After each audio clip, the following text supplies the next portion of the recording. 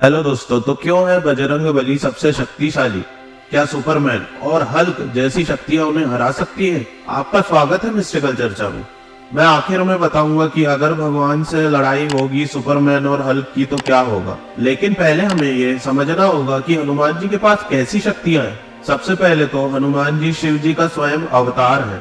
उसके ऊपर से उन्हें अष्ट सिद्धि नव निधि के दाता बोलते हैं और यही अष्ट सिद्धियां हैं जिनके बारे में अब हम बात करेंगे। इन सिद्धियों में से सबसे पहली दो है अनिमा सिद्धि और महिमा सिद्धि। अनिमा सिद्धि को प्राप्त करने वाला व्यक्ति अपने साइज को कितना भी छोटा कर सकता है और महिमा सिद्धि को प्राप्त करने वाला व्यक्ति अपने साइज को कितना भी बढ़ा सकता है। अब आती है गरिमा और लघिमा सिद्धि की बारी। तो गरिमा सिद्धि से हनुमान जी अपना वजन निरंतर बढ़ा सकते हैं, जबकि लघिमा सिद्धि से वह अपने शरीर का वजन जितना चाहे उतना कम कर सकते हैं। इन दो सिद्धियों से वह अपने आसपास की ग्रेविटी को कंट्रोल कर सकते हैं। अगली दो सिद्धियां हैं प्राप्ति और पराकम्य। ये दो सिद्धियां जिनके पास होगी वो जो चाहे वह प्राप्त कर सकते हैं। फिर लास्ट में आता है ईशित्व और वशित्व। ईशित्व यानी क्रिएशन में जो भी बना है उसके ऊपर पूरा कंट्रोल होना।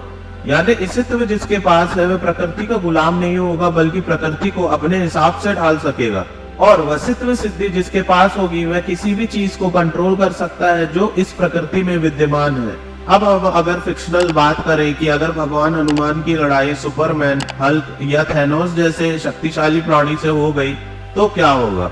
सबसे पहले तो ये कॉमिक्स कैरेक्टर है और इनकी शक्तियों का कोई ना कोई लिमिट है। वहीं बजरंगबली हनुमान अनलिमिटेड पावर के दाता है। यानी अगर ये तीनों एक साथ आकर भी उनसे लड़ेंगे तो वह जीत नहीं सकते। अरे जीतना तो दूर की बात है, वह एक पल इनके सामने खड़े भी नहीं रह पाएंगे। रामायण में एक सबसे शक्तिशाली कैरेक्टर था जिनका नाम था बाली। उनको यह वरदान प्राप्त था कि वह जिससे भी लड़ेंगे उसकी आदि शक्ति उनके शरीर में चली जाएगी। और एक बार उनकी लड़ाई श्री बजरंगबली हनुमान जी से हो गई।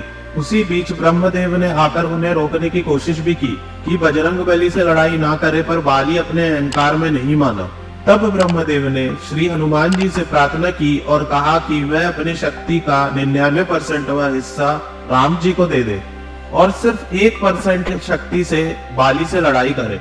हनुमान जी ने ऐसा ही किया और जब बाली के शरीर में हनुमान जी की 1% की आदि शक्ति आई तो उसका शरीर जमीन पर धंस गया और तभी उसने ब्रह्मदेव से माफी मांगी। तो आप समझ ही गए होंगे कि हनुमान जी कितने शक्तिशाली थे। भले ही हनुमान जी ने अपने आप को श्री राम का दास माना हो, लेकिन श्री राम ने कभी उन्हें अपने से अलग नहीं समझा। जय बजरंगबली हनुमान। मुझे उम्मीद है आपको ये वीडियो पसंद आया होगा। कृपया चैनल को सब्सक्राइब कर लीजिए और देखते रहिए मिस्टिकल चर्चा।